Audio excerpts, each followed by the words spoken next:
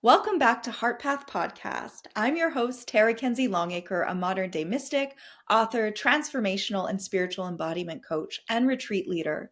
In each episode, we will explore topics around spirituality, empowerment, divine embodiment, resiliency of the human spirit, heart-based business, and beyond. In this episode, we have Merryman Cassels as our guest. She is an astrologer, Akashic Records Facilitator, and certified beekeeper with over 20 years of experience. She's trained in England in the ancient oracular traditions of the Melissae or bee priestess. She merges traditional, vibrational, and Uranian astrology with feminine wisdom. At the Sedona Center for New Age, Merryman guides clients on transformative journeys of self-discovery, drawing from planetary wisdom and the hive's timeless secrets to inspire healing, balance, and empowerment. Welcome to Heart Path Podcast. We have an amazing guest today, Merryman Cassels, and a little bit of background information. I met we'll say for people listening, in Sedona of February of last year. We could do the quotations randomly, but nothing is ever random. I think I was in Sedona for a couple days and was on my way to the airport and stopped at the Center for New Age and instantly was drawn to Merryman and had a phenomenal time. She works in the Akashic Records as well as astrology, and I'm just over the moon to have you here and to hear all about you, because there's so much that you're currently working with, and I can't wait to hear it all. So welcome, thank you for being here, and please share who are you, what are the things that you're doing, all of it. We want the magic. Yeah, thank you so much. To step into truth when you're walking with truth, when truth is speaking to you from within. And I think we have so many distractions. And if we don't have distractions, we're creating distractions. I know I can do this myself.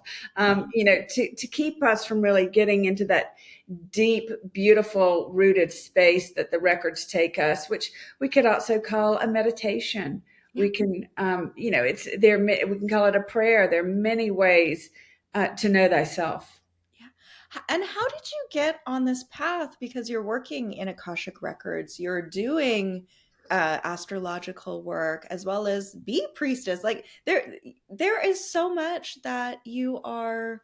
Um, I feel like an image that I would be saying. So I'll just share what I'm seeing. It's like you're carrying a torch. So being a keeper of the flame, so to speak. So there's so much that you're illuminating within yourself and then for others. So how did this even come about?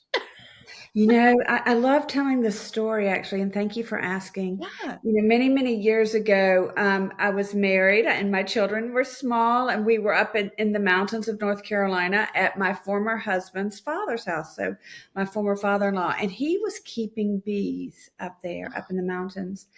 And I went with him out to the hives, and I just had this incredible experience of recognition, of remembering what it is to be in the frequency of the bees, what it is to work with, to be a mistress of the hive, so to speak.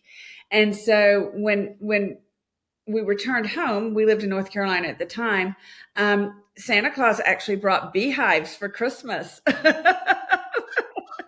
And then my son opted not to, but my daughter took the North Carolina State certification, beekeeping certification course with me. And, I found that these bees, my experience with the bees, it just tuning into that frequency. When we're in the Akashic field, it's a frequency. When we're talking about what is happening on a planetary level with us, with astrology, this is about the frequency, and I even had done some research for the Venus star point, a presentation I did a few weeks ago. And I thought, I wonder what the frequency of Venus is. Love, planet of love, 222 hertz. Well, the frequency of the bees' wings as they coalesce the nectar into honey is very close to that frequency.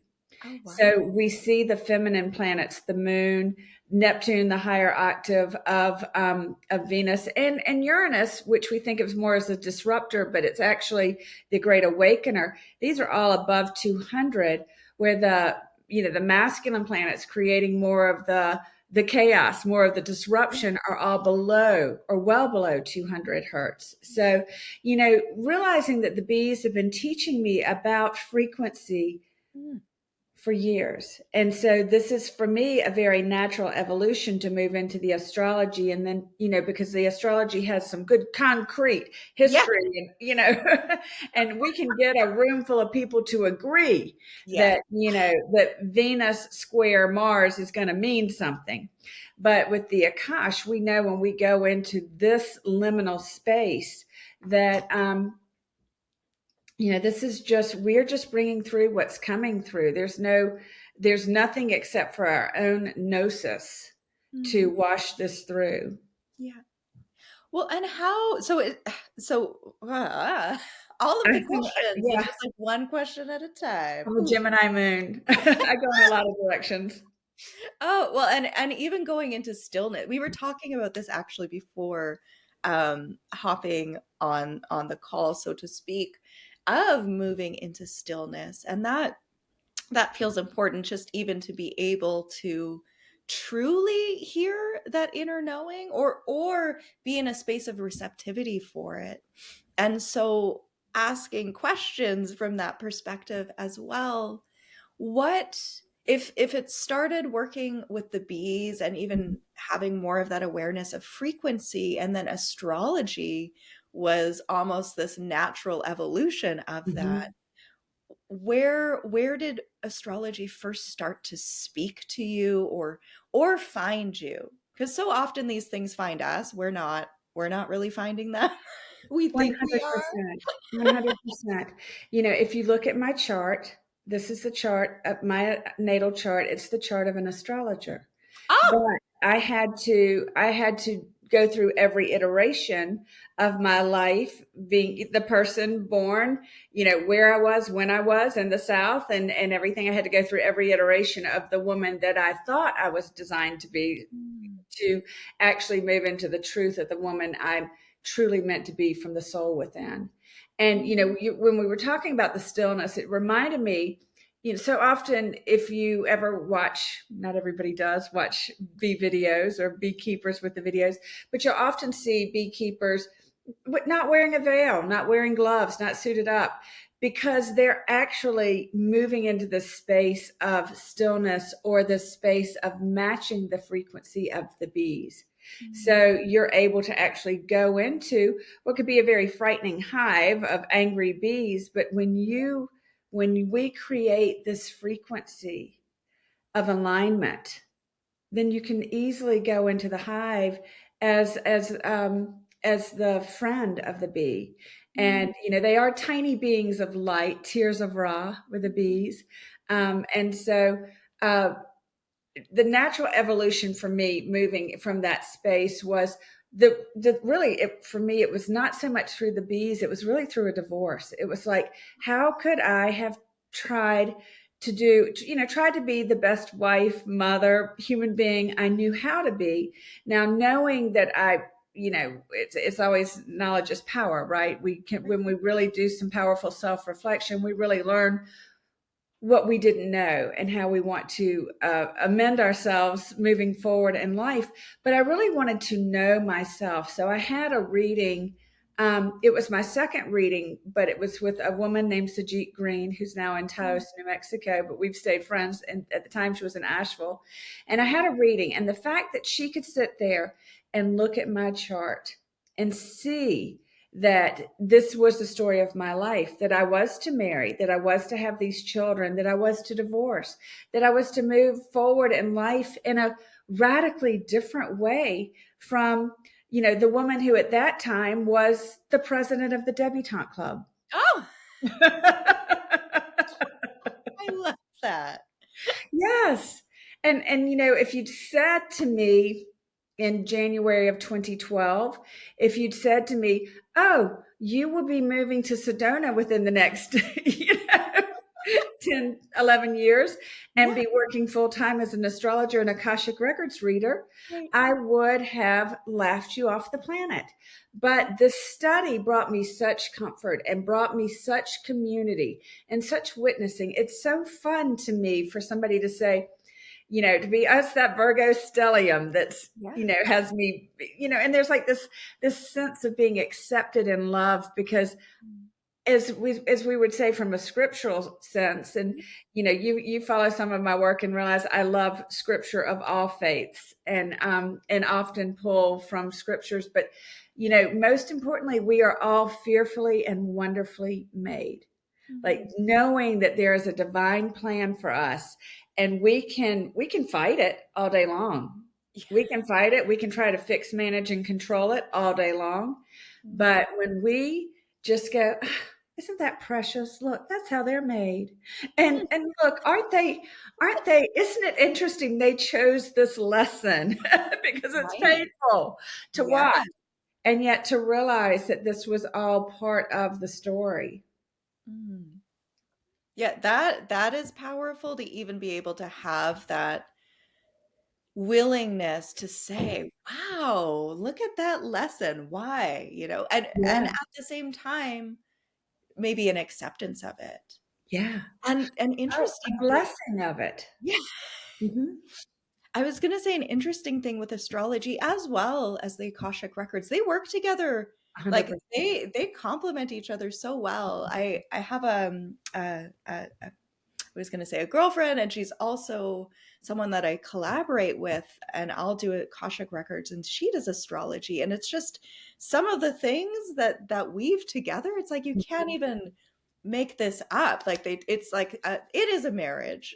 It So I is. think that's amazing that you're working in both of those worlds, and they can give you more clarity or even that understanding of that soul makeup or even Mhm. in the physical, well, human sense, these qualities and characteristics, because sometimes you could think, there's something wrong with you, or you could just think all of these things about yourself and not understand. But astrology can show you a map of it, or even the Akashic records can give you more of that.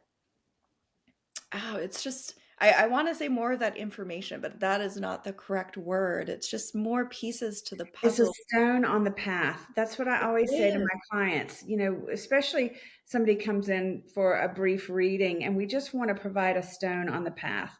Yeah. Sometimes the language of the astrology can be a bit nebulous. It can be a bit redundant. Who knows what transformation means? I mean, Pluto, transformation, right? What and I think a lot about that, like how do you really make astrology in real life, so that people can really understand it. And I think the Akash is very powerful in this, in that it gives some pretty profound directives. Mm, very much. Where Hmm. where you don't have to guess. Yeah. And at the same time you don't have to act on it. Hmm.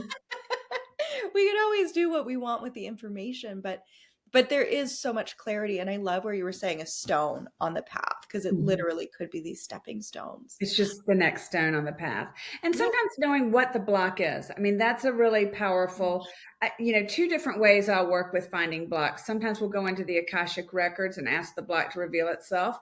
And that can light up sometimes as a part of someone's body that is giving us information about, right knee. Okay, right knee moving forward, in the masculine sense. So we're able to pull information from that.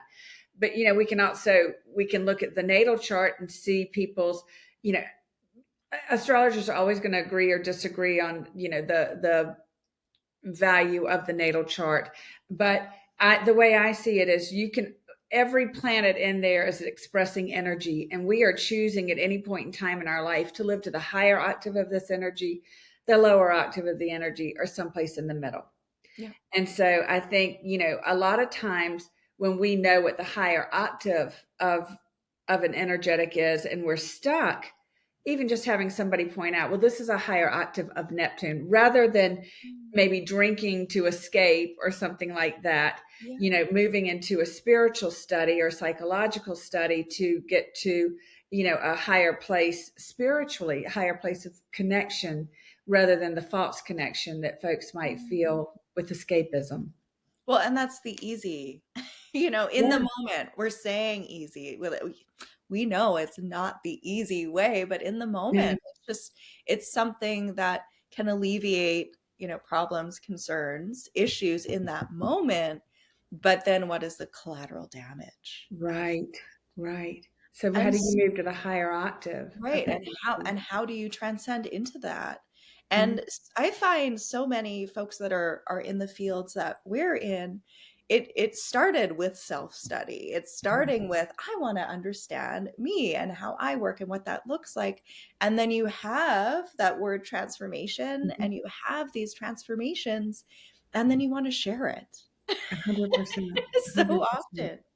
So for you, what was the waking point or the shaking point for you that brought you into the path of service where you decided, okay, I'm going to be doing astrology for folks. I'm going to be doing Akashic Records. I'm going to be sharing the messages and power of the bees. Like, how did that start? Thank you for asking that question. It really did. I mean, 2012 was the big, the end of the marriage, and the 2010 to 2012 period was a time of reinvention. Who am I going to be if I'm not the wife? I'm still the mother, but if I'm not the wife and the whole story. And so, but I also went through my own natural evolution as a designer because I've been a designer for many years. And so, moving into the field of design. And interestingly, much of my work was centered around weddings, which was designing invitations for brides and grooms, duograms for them, where I would weave two letters together. So, you weave the two letters together, the A and the B now become something new as two become one. Oh, And yes. so I found that, just working with the brides and the grooms, I almost felt like it was I almost felt like it was penance for my soul Hmm. that that maybe I rushed into this marriage when I married this fella and decided, and I went right into living the life I thought I was going to live without as much being engaged as who are we. And so this was really a place of working with two people coming together to become one, and potentially even bring life into the world, whether it's through a baby or how they collaborate in life as a couple, and really feeling like it was deep service to be there to witness them, to remind them that the wedding is a beautiful ceremony, it's a beautiful event, but it's really not about them. It's about two becoming one in the eyes of God. And that very important reminder to move back into the space of ceremony as opposed to over, where everything's gotten out of hand, overdoing, over. So that, then as I wove in studying the astrology more often, I would bring in synastry with folks Oh, and look yes. at the charts. And so, but where I was not conducive to doing this full time. So, as when we know that we are the only, like we're the only one here, like I'm the only one here really, right? And so the world conspired, the universe conspired to move me into my higher calling, with COVID. And the fact that I had a 3,500 square foot shop on Main Avenue that was then closed, and and the people could not come shop. I had to flip the shop and make a wholesale retail model. I have a porcelain business that went with it. Oh, But wow. it was step by step, giving up the building, moving it onto my property, getting PPP dollars for people, figuring out how to all that stuff. And I just remember thinking, I don't want to dedicate the rest of my life to trying to rebuild this.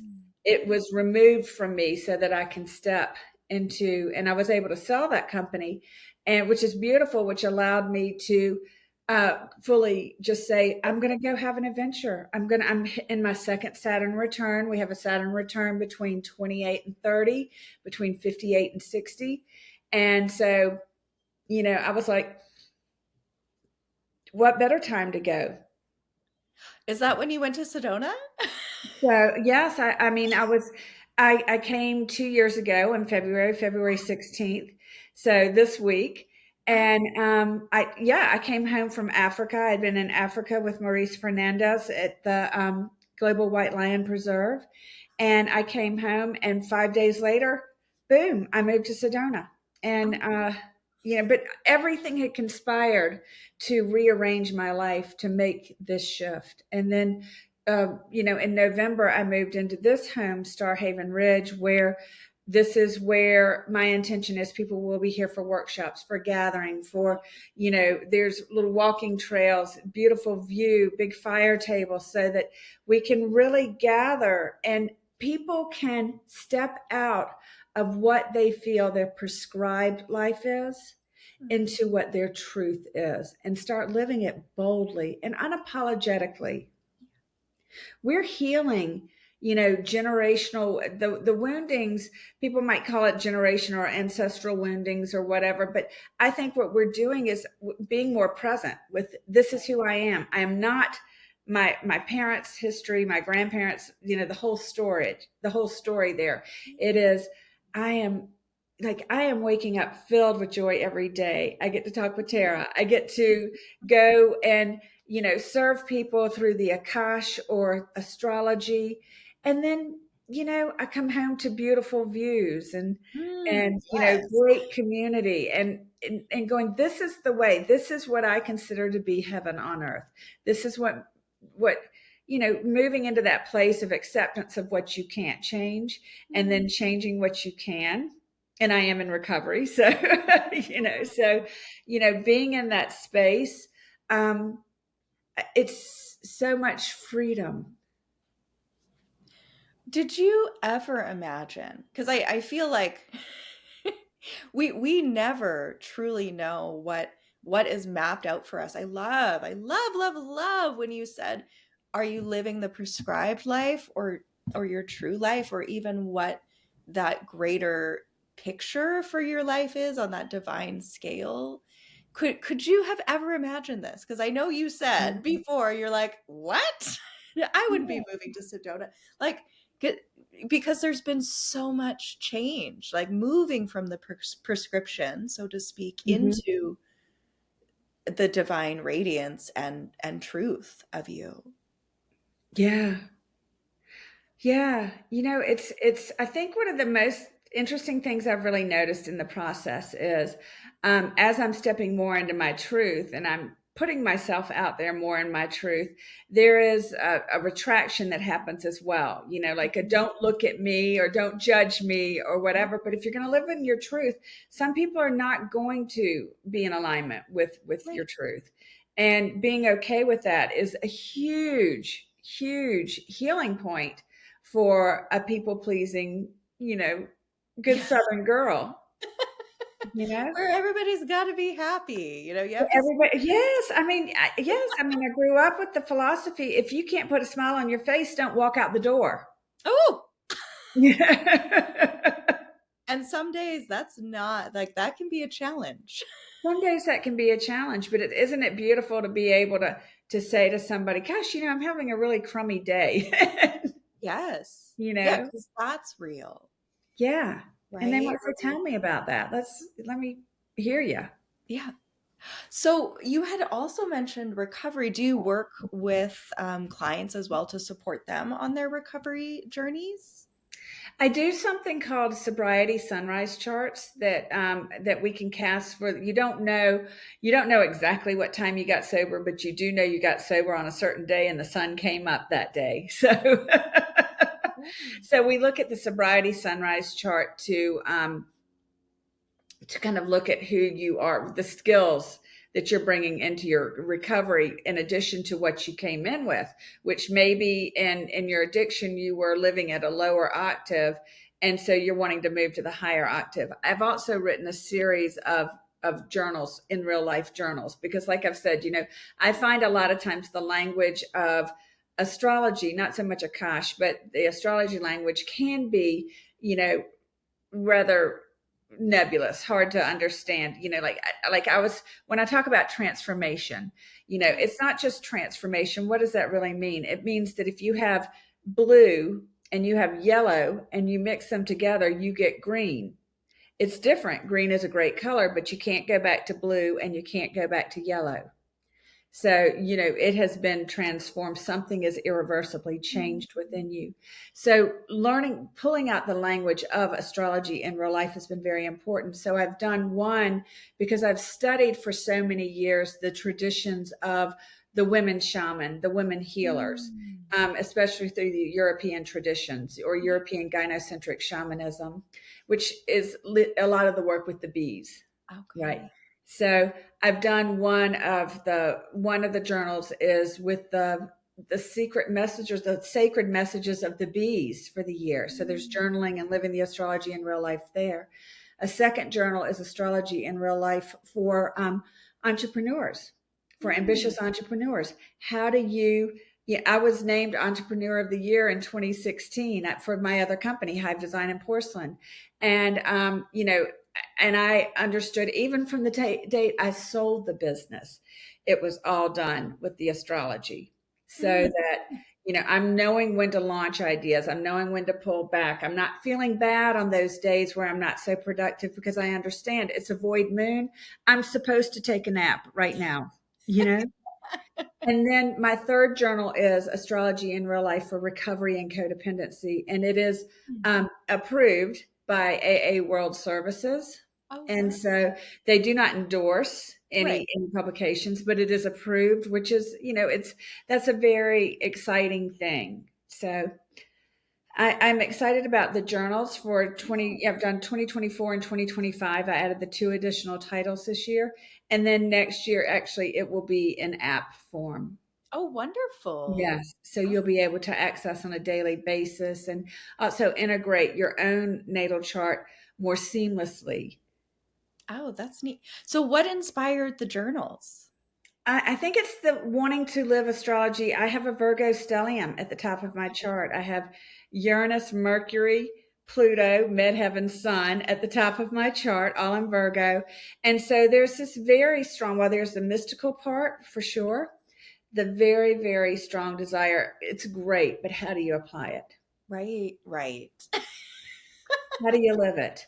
Right. Because, this is going to be a very transformative year for you. Well, How? transformation takes place lots of different ways. If we're seeing something in the 5th house, that transformation might be that egg meets that sperm and then you have a baby. So, Well, and that's an interesting thing as well to live it, because I'm sure doing readings and consultations for people there you can get information and you can have, these ideas of what comes through, but how do you actually apply it? how does it Right? apply? Because Yeah. and sometimes, and it depends once again, but sometimes people don't want to apply it. It's like, oh, but there will always be this balance, and I'm sure, and maybe it's similar for you as well. I've noticed over time, the clearer that I've been with my intentions of Mhm. being of service and who I'm here to serve, that has shifted, where the people would want the journal, or the people are really devoted or committed to initiating the changes, to follow Yes. through with the transformation.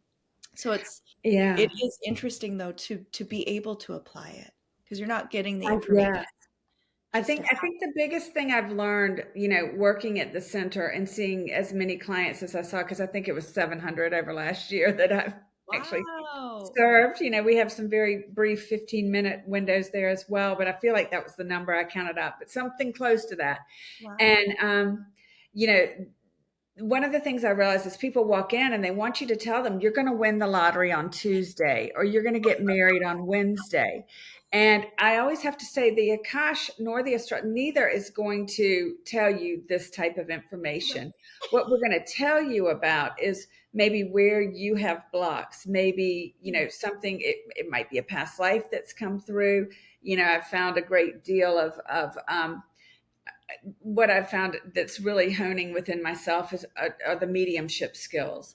Okay. So that's been a lot of fun realizing that is opening up, but it's really acknowledging it's not about like saying it's not so much about predicting the future Right. as helping to move the boulders standing in the way of your present. Mm. Do you find that because of working in a center that people are more interested in predicting the future, or do you have a variety of folks? It's it's interesting. Because I do a chart, a kind of chart. It's called a horary chart, aura of the hour. Oh, And so if someone has a question about a business deal yeah. or this house that I'm sitting in right now, I knew I wanted this house. I put a contract on the house. I cast a horary chart Yeah. because it gave me the lay of the land. Mm. This is where I am. This is where the owner was. They were represented by Mercury in Leo in their own first house. Okay. Mercury is your mind. Leo, it's a Leo full moon today. Yeah. So it's a courageous moon. It's a courageous sign. It's also a very proud sign. So I knew the owner of this home, and they did take meticulous care of it. I knew they were deeply proud of what they built. I knew that they wanted to see this not go be an Airbnb, but to go to someone who was going to live here and care for it and you know fill it with family and friends. And so when I put in my bid, I also wrote the letter, and while there were several bids, I got the house.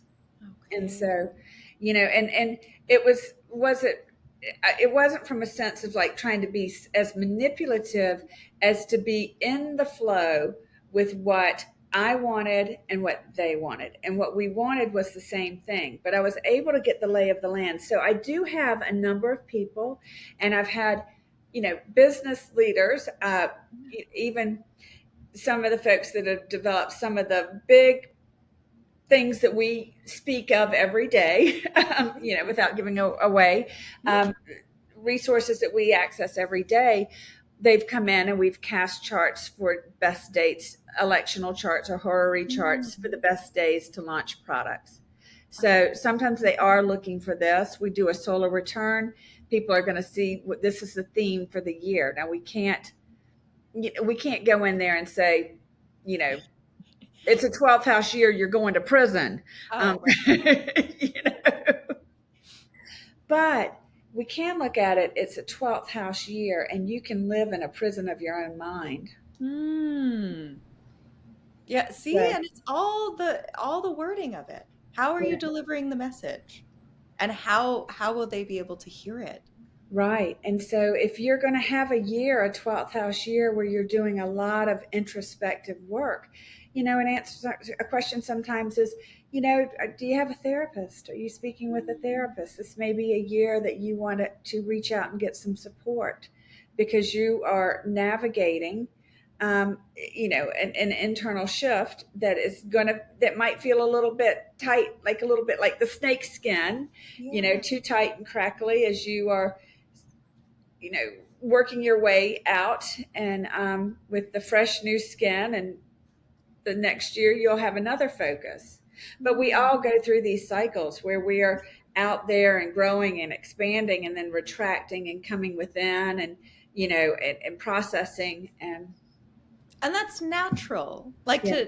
to emphasize where you're saying we all go through these cycles, we do. It's natural. And so often, if you're used to being busy and go, go, go, go, the stillness that we spoke of Mhm. might feel wrong or bad or like you shouldn't be doing it. But what if you're in that cycle?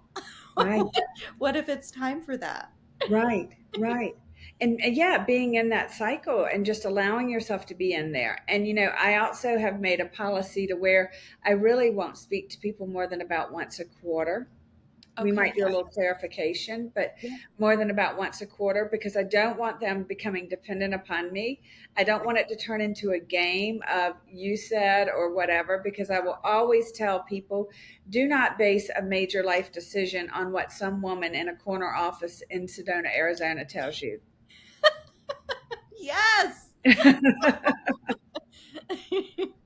Well, and you know what? Because that can happen, and this is why where we were even starting in the very beginning of people being able to hone into what their truth is and to listen and honor and trust that, because there is a lot of dependency that could be created. And especially if you're feeling lost or confused, it's just, so I think that's very, very much in integrity to give people that space as well to integrate information. 100%. 100%. Yeah, because a lot of times you'll see something through the lens of time that you'll realize, oh, yes, that is in line, but it doesn't necessarily feel like it looks like what's happening, what the evolutionary process may be. It may not feel like that in the moment. But, when you look back retrospectively, you go, okay, I do see the stones being put on the path leading me where I'm going. Ooh, I have a question, which I'm sure people would be fascinated to know as well. So, for you and working with astrology or the Akashic Records, perhaps even both, what have you been getting insights on for the energies of 2025? Like, what has been kind of showing up for you with this year? Oh, it's such a big year. We do have so many planets, and that we call these the transpersonal planets. They're the outer planets. That's Pluto, Neptune, Uranus. These are the outer planets, and so Pluto moved into Aquarius for the next 19 years in November. Jupiter will be moving into Cancer later on. Mars will be moving from its retrograde in Cancer right now, in its detriment. It will be moving forward, and by the springtime will be in Leo. So, and then also in the springtime, right after a couple of eclipses, we'll have Neptune moving into Aries. These are transpersonal planets. They change. Transpersonal it's beyond just our personal. Our personal planets are Mercury, Venus, Mars, Sun, and Moon, and Jupiter and Saturn. But I should have done that in the Chaldean order. But so, Michael Bryan, if you're watching, I could do it backwards, but but in the Chaldean order. But when we see these transpersonal planets making these changes, we are changing as as a population. I mean, everyone on the world. It is that we do have generational planets that that are with us. With people born around the same time we are, maybe like people born when I was. We have Pluto and Uranus in Virgo, right? Everybody does. So, and then we see interesting things. We see this Pluto and Uranus, and at that point in time, we had, like the supercomputer come on when I was born, and then in the late 80s and 90s, when we're seeing, another configuration, we're seeing like the internet being born. So we see these big shifts and changes, and right now we know we're in a shift where we are moving into. It's interesting because we are moving into such an accelerated time of growth, technical growth, connection, spiritual growth. It is really it's a time where I think we can see many people become completely overwhelmed with everything that's out there and just shut down. I think it's a time where we are really, really called when we say raising our vibration. As I shared with you before, I think that is more about coming into stillness and creating a sense of discernment about what do I take in versus what I don't. And I'd shared a couple of times recently, a friend of mine in Jerusalem back in 2017. I was in Jerusalem, and he's a professor of comparative religion, and we were having a conversation, and he said, "What would Moses do if you handed him a cell phone?" And I was like, "What would Moses do?" And he'd throw it into the Red Sea. He'd raise his staff up and he'd say, "I know my God. I know my people. I don't need this." And this is where we really are in a very fortunate place. We have all these support tools that, AI, we have all these ways to help us access information. If we do this with discernment, they're powerful tools. If we do this with greed, if we do this with anxiety, then we're just feeding that sense of separation more. So this is moving into the space of stillness. Know thyself. Mm. as the Pythia or the Oracle of Delphi would say. That there are several, I think there are 52 different sayings around the temple, but the first one being know thyself, Yeah. and being in that space of knowing yourself, knowing your truth, and staying in that centered space of stillness Yeah. is the way of emanating out the energetics, like from the bees from the hive, right? Mm. If you match that energetic, and if you're sending out this place of peace and stillness to those around you, then you're helping to calm. And it's just like I think about when the Grinch who stole Christmas. Yeah. His heart. Yeah. And remember, like, he took all the gifts, and on Christmas Yeah. morning, all the Who's in Whoville, they joined arms, they linked arms, and they sang Rahu Rore, and they were in that space of joy rather than in the space of sadness and anger and fear and what's happened. And of course, the Grinch's heart grew 3 times that day. Yeah. Well, I think when we, especially when we women, who we send the love in a tantric sense out from our heart out into the world. But this is all people, right? When we are Absolutely. centered in this space and we're sending the love out, and when we look into one another's eyes, we genuinely remember that we're looking in the eyes of God, and we Mm. send this love out at this reflection, these mirrors of ourselves that we encounter every day, and it comes back to us. Then, for all the chaos, for all the Grinches who are out there trying to scare us right now, we are singing, we are linking arms, and we're in the place of joy and remembering, knowing ourselves and knowing the truth of our connection with our Mm. own divinity. I feel like there's been such a buildup to getting here. And Mm-hmm. 2025, it even feels like if there is anything that crumbles, if there are any huge transformations, it is to bring us back into exactly what you said, like to know yourself, to know your truth, to be that divine expression. Mm-hmm. And it's not always comfortable, No. but Mm-mm. at the same time, like miracles can happen, Mm-hmm.